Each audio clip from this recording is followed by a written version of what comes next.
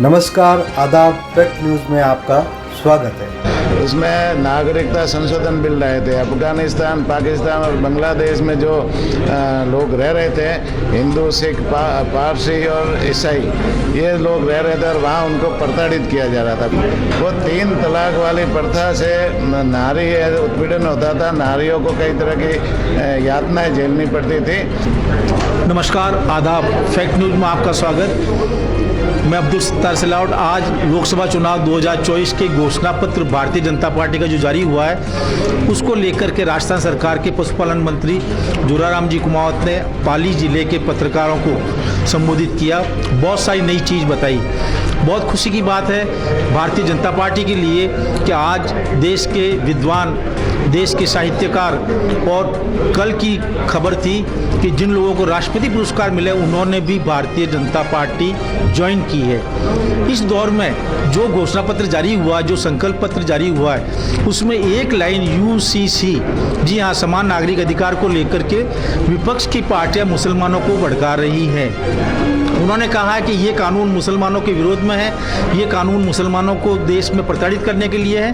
तो बात करते हैं हम जोराराम जी से कि इस कानून को लेकर के भारतीय जनता पार्टी की क्या मंशा है और किस किस लोगों के काम में आएगा, कौन सा आतंकवादियों के लिए काम में आएगा।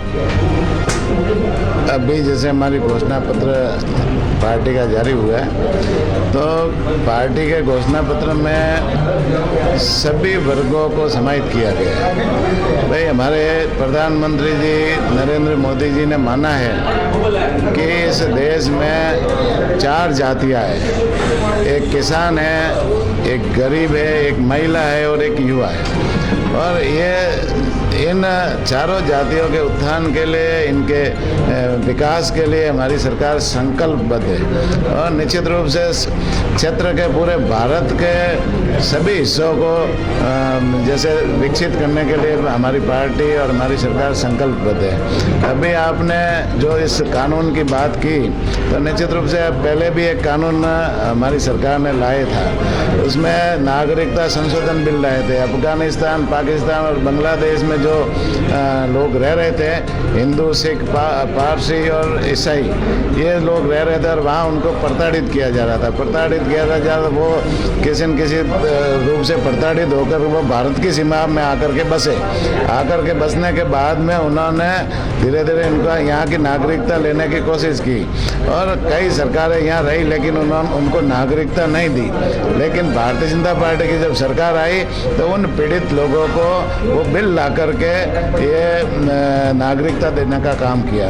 तो निश्चित रूप से जो वर्ग पीड़ित है, उनको हम नागरिकता देने का काम हमारी सरकार ने किया है। इसी तरह से जो आप यूसीसी की बात कर रहे हो, तो निश्चित रूप से भारत में रहने वाले हर नागरिक को समान अधिकार होने चाहिए। ये भारत का नागरिक है, तो उनको अलग अलग अधिकार क्यों? भाई, सभी धर्मों को, सभी वर्गों को समान अधिकार होने चाहिए। भारत के नागरिकता में ये लिखा है। तो निश्चित रूप से यदि समान नागरिकता संहिता का बिल आता है, तो ये हमारे लिए अच्छी बात है और इस देश के लिए भी और मजबूती प्रदान करेगी। देश के प्रधानमंत्री नरेंद्र मोदी ने सिर्फ एक वर्ग को नहीं, बल्कि सभी वर्गों को साथ लेकर के चलने की बात कही और देश के पसमानदा मुसलमान, गरीब मुसलमान, आम मुसलमान आपके साथ जुड़ता चला जा रहा है। आज़ादी के बाद पहली बार देश के मुस्लिम नेता, मुस्लिम रहबर और मौलानाओं ने कभी भी किसी पार्टी के लिए अब तक अपील नहीं की है किसको वोट दिया जाए। उनका झुकाव भी भारतीय जनता पार्टी की ओर दिखाई दे रहा है। इन हालात में क्या यूसीसी या ऐसे कानून लाने से कहीं कोई भड़काव या कहीं पर कोई भय पैदा नहीं होगा? अभी कोई देश में भय वाली बात नहीं है, देश में जुड़ाव वाली बात है। हमारे देश के लोकप्रिय प्रधानमंत्री सभी वर्गों को जोड़ करके और सभी वर्गों के विकास के लिए काम कर रहे हैं। निश्चित रूप से गरीब कल्याण की योजनाएं ला करके सभी वर्गों में जो गरीब है, उनके उत्थान के लिए काम हमारे देश के प्रधानमंत्री जी कर रहे हैं। भाई, मुसलमानों में जैसे 3 तलाक जो प्रथा चल रही थी, वो 3 तलाक वाली प्रथा से नारी ये उत्पीड़न होता था, नारियों को कई तरह की यातनाएं झेलनी पड़ती थी। तो 3 तलाक बिल ला करके उन नारी को सशक्तिकरण करने का काम किया और नारी को न्याय देने का भी काम किया। तो आज भी मुस्लिम नारियां मोदी जी को चाहती है और मोदी जी के प्रति उनका झुकाव है। तो इसी तरह से और भी है ना, आज मुस्लिम बाहुल्य क्षेत्र में है, विकास के काम मुस्लिम बाहुल्य क्षेत्र में सबसे ज़्यादा होते हैं।